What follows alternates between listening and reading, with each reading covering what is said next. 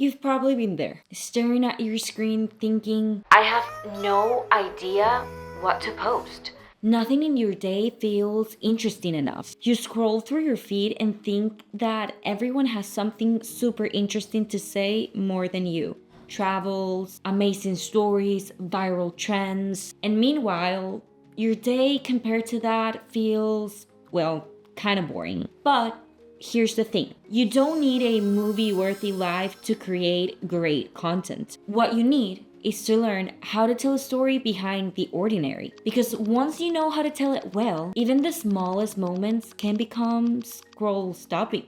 That's why today I'm sharing 5 storytelling techniques that the best brands use to hook people from the very first second. Let's go. On the first technique, we have the hero's journey. You probably know this one, even if you didn't know the name, because this is one that Disney uses all the time. It's that classic storyline where someone starts from nothing, faces challenges, and comes out stronger. This technique works incredibly well in content because it lets you show a real transformation. Your audience sees the before, gets emotionally pulled into the process, and sticks around to see that after moment. That evolution right there is what actually keeps them watching. IKEA does this a lot on the reels. They show you how a messy and empty room gets transformed into something cozy and functional. And that with their products helping the process along the way. Maria also nails this. In this reel, she shares how she went from baking cakes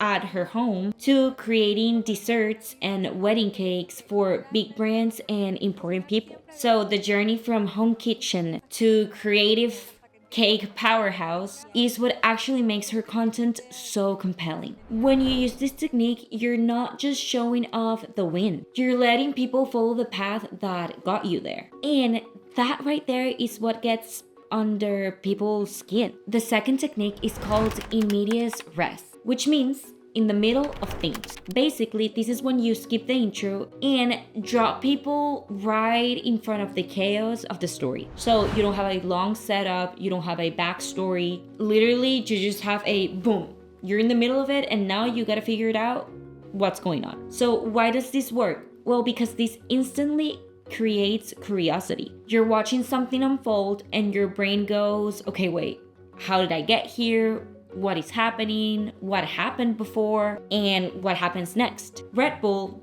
does this really well on their reels. In this example, one clip starts with a cyclist doing something extreme, for me at least. And when you start to see this reel, you notice you don't know who he is, you don't know what he's about to do, and you don't know why he's doing what he's doing. But for some reason, you're hooked. Then the video rewinds and shows you how everything started.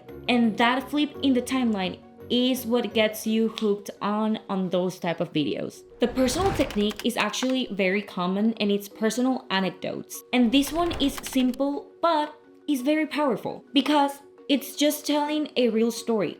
Something that happened to you. A mistake, a weird client moment, an unexpected win, a time you had no idea what you were doing. So, if it's so simple, why does this work? Well, because it's real. Because a lot of people is tired of that polished content that we see every day. So, when someone shows up with a real story, people connect immediately. And that feels human because if someone that has been through the same thing that you're going through right now sees this, they will immediately connect. And believe it or not, this actually happens way more often than you think. Rhode, Hailey Bieber's brand, does this all the time. Hailey doesn't just say, buy this product. She tells you what's happening with her skin.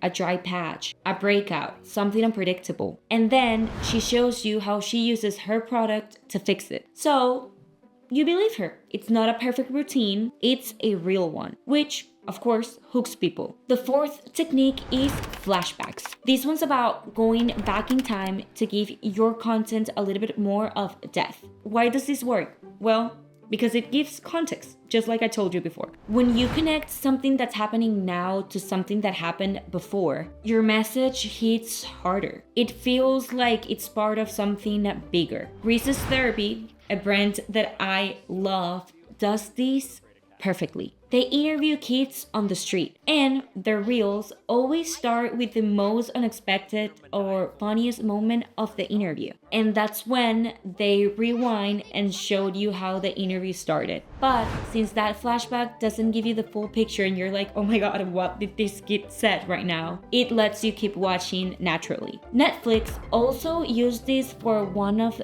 their Stranger Things reel. The reel starts with the scene from season 1, where Will disappears. And I'm so sorry if I'm giving you a spoiler right now. Really.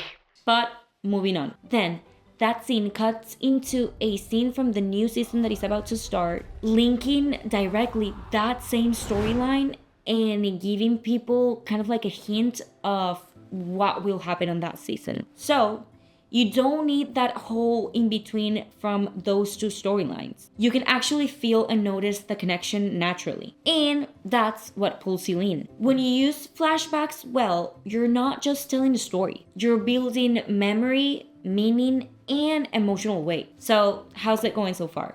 If you're liking any of these storytelling techniques, let me know in the comments. But I have one more that I promise that you will love. And that is the final technique: setting the scene. This one's all about creating a vibe, describing a moment in so much detail that people that are listening to your story feel that they are there with you, or that they were there with you. You're not saying, I'm traveling. You're saying, I'm in this tiny alley in Lisbon. There's a steam rising from the food cart, and someone just handed me a dish I cannot pronounce, but so far I am loving it. Do you see the difference? That kind of scene pulls people in even if nothing way too dramatic is happening. Luisito Comunica, a Mexican creator, nails this at its perfection. Whether he does a long YouTube vlog or a quick TikTok video, he always starts by describing exactly where he is, what he sees, how it smells, and what is happening right now.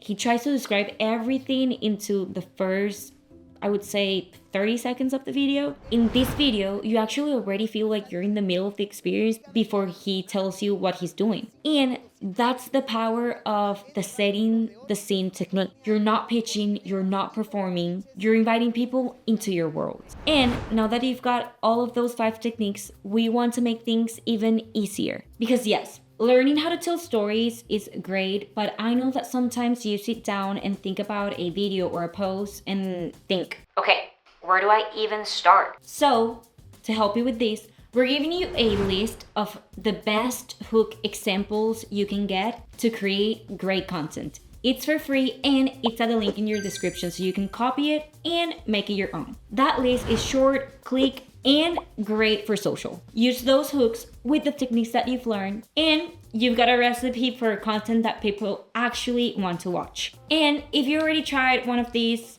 tell us in the comments which one's your favorite.